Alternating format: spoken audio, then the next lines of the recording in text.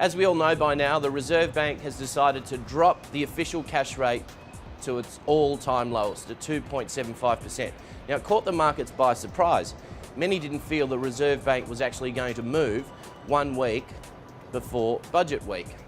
However, we still need to question whether the RBA felt it was the right thing to do, seeing as though the following day unemployment figures came out and they were far better than expected.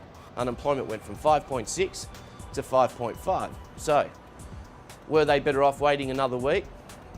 Only time will tell. Now, fixed rates.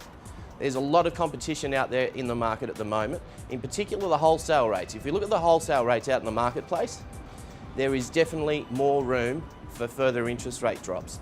Have a look at these figures. With the current cash rate at 2.75%, the 1 year fixed rate currently sits at 2.64%, with the 3 year at 2.86%. So as you can see from those wholesale rates, the markets are obviously predicting further interest rate movement from the RBA.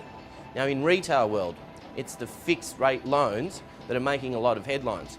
We haven't seen this volume of deals for fixed rate loans over the past 5 years. So that's quite encouraging. But Aussie Home Loans, they've come out and presented the public with a new product at 4.99%. Let's just have a look to see how they compare with the other lenders out in the marketplace. So on a 2 year fixed rate at 4.99%, the Commonwealth Bank, NAB, St George and Bank of Melbourne, Bank West and ING are competing with Aussie Home Loans. In the 3 year space, well, Aussie Home Loans are at 4.99% and they're on their own. In fact, they're the cheapest 3 year fixed product in the market. So with interest rates now this low, it's going to be interesting what happens with the property market. Of course, when interest rates are this low, what it does is increase people's borrowing capacity.